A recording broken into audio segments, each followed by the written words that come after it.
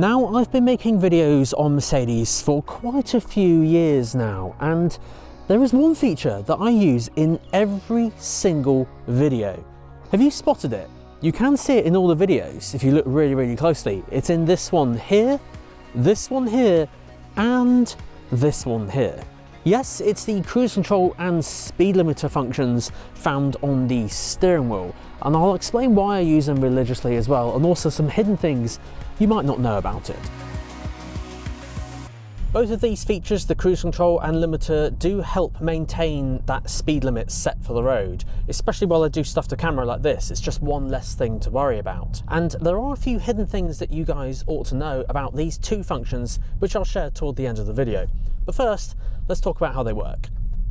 Now, I have made videos about Mercedes cruise control and speed limiter before, but this was a few years ago. This was on the previous steering wheel. This is the one with the touch buttons and physical buttons all on the same wheel, whereas this one today is purely on just the touch-based steering wheel.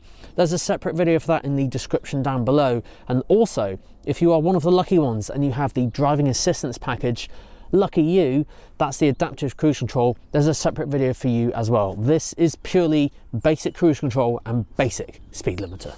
Now, first up is cruise control. Now, cruise control purely just stays at the same speed. So here at the moment we have a speed limit of 20.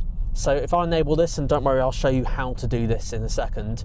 For enable cruise control, I can take my feet off the pedals and it's just going to stay at 20. It's kind of locked off there.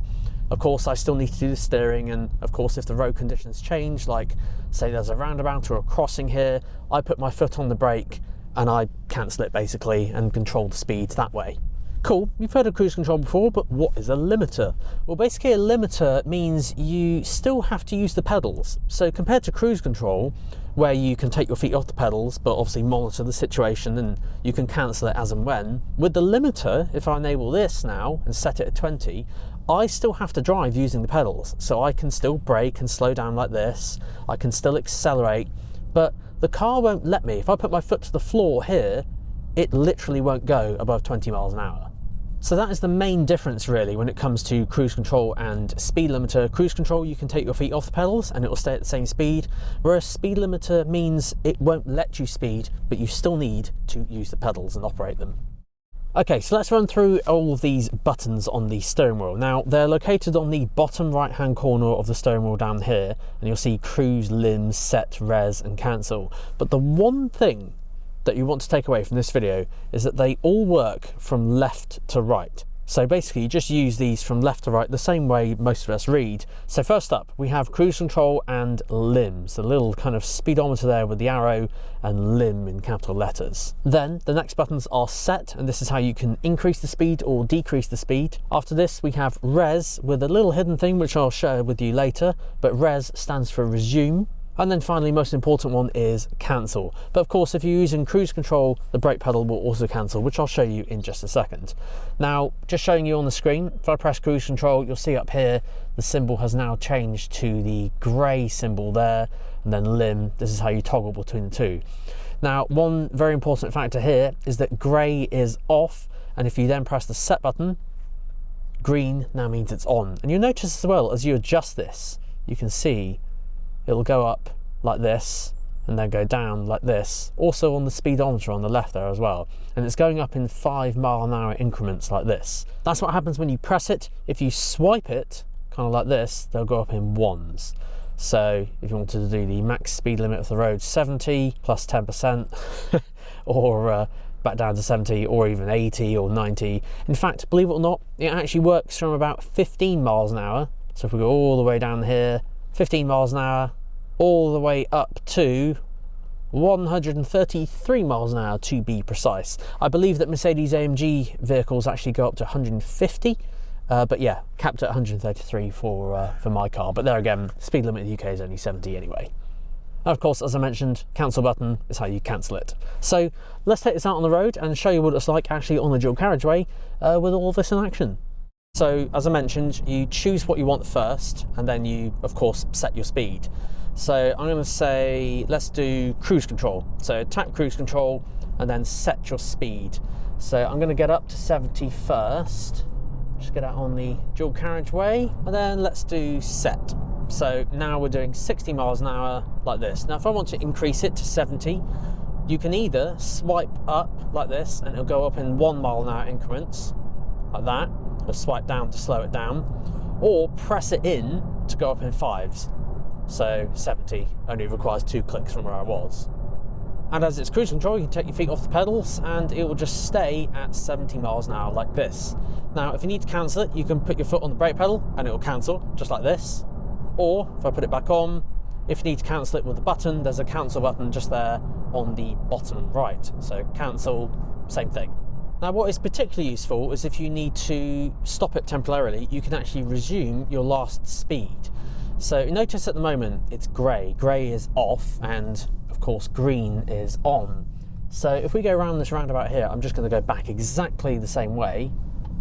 Because I'm doing 30 at the moment, if I did press set, it will just go straight to 30. So I'm just going to press resume and it'll go back up to 70. I can take my feet off the pedals and it'll just go back up to 70. Easy as that. Now limiter, on the other hand, is a little bit different. Now as we approach this this truck or this lorry around the corner, they're obviously not doing 70. So I'm going to press cancel. We're going to use the limiter instead. So lim for limiter. And I'm just going to use the brake pedal and match their speed. They're probably doing about 50 something usually for trucks. Yeah, 56 or 57. So I'm going to set the limiter to this, 55. And you do that just by pressing set plus or set minus. And now if I put my foot to the floor, it will not go faster than the limit that I've set on there. And this is one of the most underrated features, I feel, because the limiter in cars is just so useful, because it just helps you like not speed. And certainly if I'm doing any bits to camera like I am right now, the last thing I want to do is speed, and it just helps with that. So I use it religiously all the time. Now if you need to overtake, you can do this. You can either cancel it and then you have full access to the car's engine and you can go up to whatever speed you like. Or if you put your foot on the accelerator pedal but press it down really hard, see it now says lim passive, and basically you're just flooring it now and the car will race up to the speed. But also just bear in mind that as soon as it gets near back down to that speed that it was set at, so 52, it will cap it at 52 again. So obviously just adjust it to where you want it. So I don't know, 70, and then you can't go above it from there. Now same rules apply if you want to resume your previously set speed. So what have I got in the memory at the moment? 30. If I press resume, it will just resume that speed at 30. So one particularly useful feature there for the limiter. But yes, I literally use this all the time, and I just manually set the speed to what I know the speed limit is for the road, and that way I just can't speed. So I'd hate to do that, especially on camera with everyone watching, so that would not be good. Now one thing to be particularly mindful of is, say you were driving around in the town and you were using the limiter or cruise control, but then you joined a dual carriageway that has a higher speed and then you accidentally press resume. Look what happens here. See, I'm doing 60 and I press resume. It's now capped it at 30 and now we're slowing down. And my foot's on the accelerator pedal now, it won't go faster. So it's just something to factor in, that I'm just going to increase the speed here because there's traffic coming up behind me. Just be mindful of, if you do use resume, that you haven't got a lower speed when you want it to be a higher speed, in which case use the set button.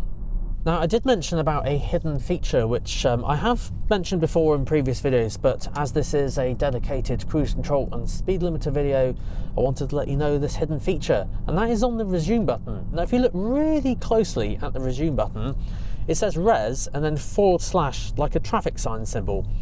Now what is quite cool, say I've got my limiter set to 70 because that's what I was just on, but you'll notice that the car has instantly recognised that this is now a 30. So if I press the resume button again, it's instantly matched what the car read on the traffic sign. Now not all cars have traffic sign assist, some have speed limit assist, which is just on the sat nav, but this one has both, so it has speed limit assist and traffic sign assist, so it's a little bit more accurate. I will add, it is an assistance system, so if the sun is very bright and the camera can't see the sign's got bushes overgrown, or I don't know, there's loads of variables. It won't work 100% of the time, so obviously just factor that in, that you're resuming to the right speed, which is why I like to manually set it normally. But if you want to see this in action, this road is 30 currently, but around the corner here it goes to 40. And watch what happens on the screen. So you're looking at that speed limit sign there, see 30, and it should change to 40 now. There we go. So I just press resume and it copies it to the limiter and or cruise control if you're using that one. But yes, just be mindful of if you accidentally set a lower speed that the car doesn't then start slowing down massively. So just have a think about that before you press the resume button. Make sure you're resuming to the correct speed. So that's really cool. However, your steering wheel might look a little bit different. It might look a little bit like this here. So have a look at that video, and that one's the one where Mercedes have started to allow you to add active distance assist Distronic to certain new models. It's quite an interesting watch. Guys, thank you so much for watching. Until next time, see you then.